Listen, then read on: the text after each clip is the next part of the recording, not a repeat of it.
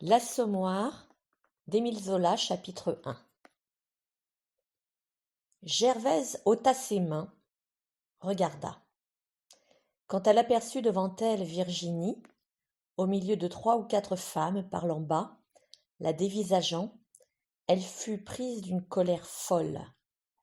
Les bras en avant, cherchant à terre, tournant sur elle-même, dans un tremblement de tous ses membres, elle marcha quelques pas, rencontra un seau plein, le saisit à 2 mains, le vida à toute volée. « Chameau, va !» cria la grande Virginie. Elle avait fait un saut en arrière. Ses bottines seules étaient mouillées. Cependant le lavoir, que les larmes de la jeune femme révolutionnaient depuis un instant, se bousculait pour voir la bataille.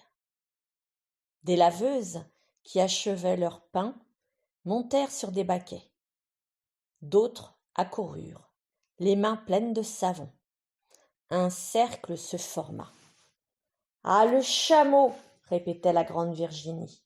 « Qu'est-ce qui lui prend à cet enragé-là » Gervaise, en arrêt, le menton tendu, la face convulsée, ne répondait pas, n'ayant point encore le coup de gosier de Paris. L'autre continua. « Va donc, c'est lasse de rouler la province. Ça n'avait pas 12 ans que ça servait de paillasse à soldat. Ça a laissé une jambe dans son pays. Elle est tombée pourriture, sa jambe. » Un rire courut. Virginie, voyant son succès, s'approcha de 2 pas, redressant sa haute taille, criant plus fort. « Hein ? Avance un peu pour voir que je te fasse ton affaire. Tu sais, il ne faut pas venir nous embêter ici. Est-ce que je la connais, moi, cette peau ? Si elle m'avait attrapée, j'aurais joliment retroussé ses jupons. Vous auriez vu ça, qu'elle dise seulement ce que je lui ai fait. Dis, Rouchy, qu'est-ce qu'on t'a fait ? » Ne causez pas tant, bégaya Gervaise. Vous savez bien. On a vu mon mari hier soir.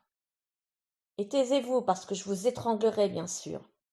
Son mari. Ah, elle est bonne, celle-là. Le mari à madame. Comme si on avait des maris avec cette dégaine. Ce n'est pas ma faute s'il t'a lâché. Je ne te l'ai pas volé, peut-être. On peut me fouiller. Veux-tu que je te dise ? Tu l'empoisonnais, cet homme. Il était trop gentil pour toi. Avait-il son collier, au moins ? Qui est-ce qui a trouvé le mari à madame ? Il y aura une récompense. Les rires recommencèrent.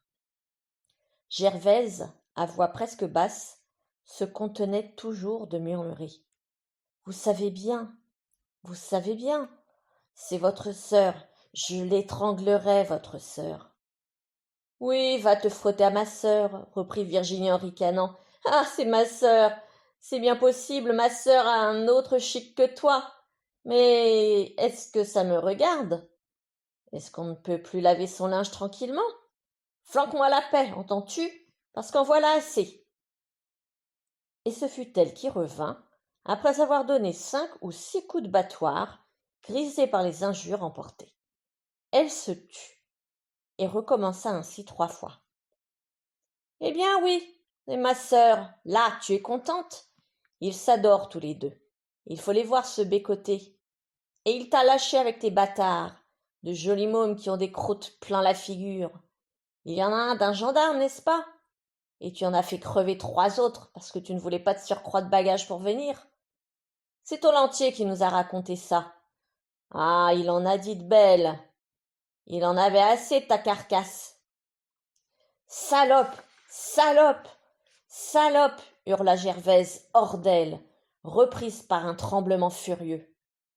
Elle tourna, chercha une fois encore par terre, et ne trouvant que le petit baquet, elle le prit par les pieds, lança l'eau du bleu à la figure de Virginie.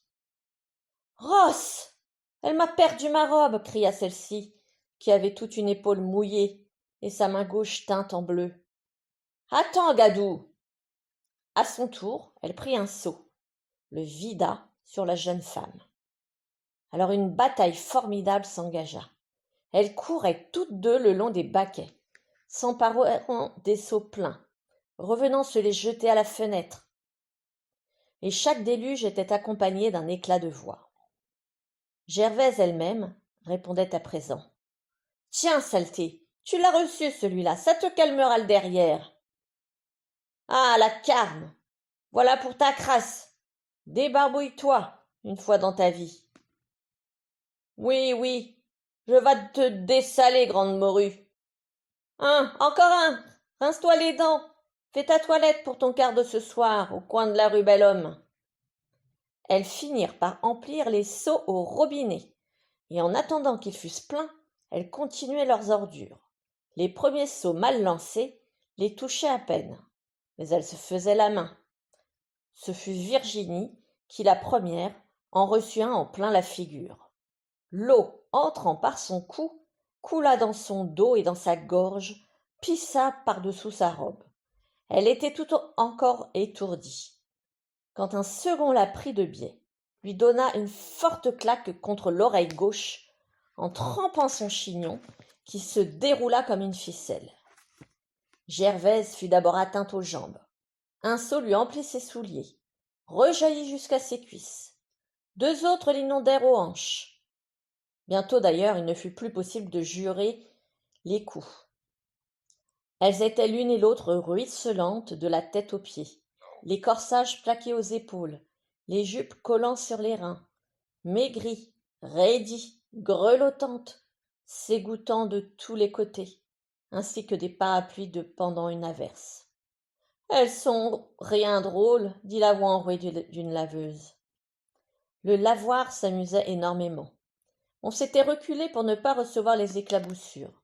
Des applaudissements, des plaisanteries montaient, au milieu du bruit d'écluses des seaux vidés à toute volée. Par terre, des mares coulaient. Les deux femmes pataugeaient jusqu'aux chevilles.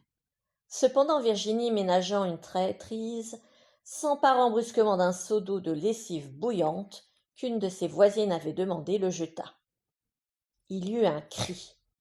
On crut Gervaise ébouillantée, mais elle n'avait que le pied gauche brûlé légèrement.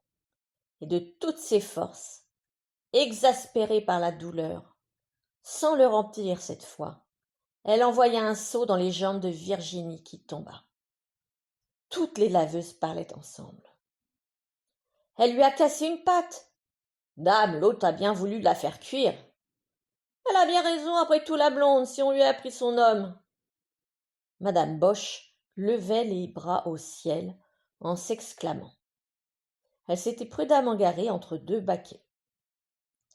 Et les enfants, Claude et Étienne, pleurant, suffocants, épouvantés, se pendaient à sa robe avec ce cri continu. « Maman, maman !»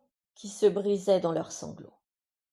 Quand elle vit Virginie par terre, elle accourut, tirant Gervaise par ses jupes, répétant « Voyons, allez-vous-en, soyez raisonnable.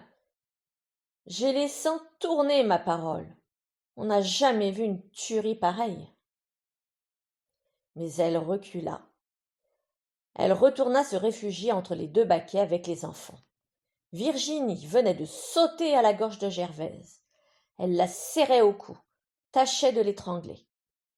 Alors celle-ci, d'une violente secousse, se dégagea, se pendit à la queue de son chignon, comme si elle avait voulu lui arracher la tête. La bataille recommença, muette, sans un cri, sans une injure. Elle ne se prenait pas corps à corps, s'attaquait à la figure, les mains ouvertes et crochues, pinçant, griffant ce qu'elles empoignaient. Le ruban rouge et le filet en chenille bleue de la grande brune furent arrachés. Son corsage, craqué au cou, montra sa peau, tout un bout d'épaule, tandis que la blonde, déshabillée, une manche de sa camisole blanche ôtée, sans qu'elle sût comment, avait un accroc à sa chemise qui découvrait le pli nu de sa taille. Des lambeaux d'étoffe volaient. D'abord ce fut sur Gervaise que le sang parut. 3 longues égratignures descendant de la bouche sous le menton, et elle garantissait ses yeux, les fermait à chaque claque, de peur d'être éborgnée. Virginie ne saignait pas encore. Gervaise visait ses oreilles, s'enrageait de ne pouvoir les prendre. Quand elle saisit enfin l'une des boucles, une poire de verre jaune, elle tira, fendit l'oreille. Le sang coula. « Elle se tue! Séparez-les, ces guenons !» dirent plusieurs voix. Les laveuses s'étaient rapprochées. Elles se formaient 2 camps. Les unes excitaient les 2 femmes comme des chiennes qui se battent, les autres, plus nerveuses, toutes tremblantes, tournaient la tête, en avaient assez, répétaient qu'elles en seraient malades bien sûr. Et une bataille générale faillit avoir lieu. On se traitait de sans-cœur, de propre à rien. Des bras nus se tendaient, 3 gifles retentirent.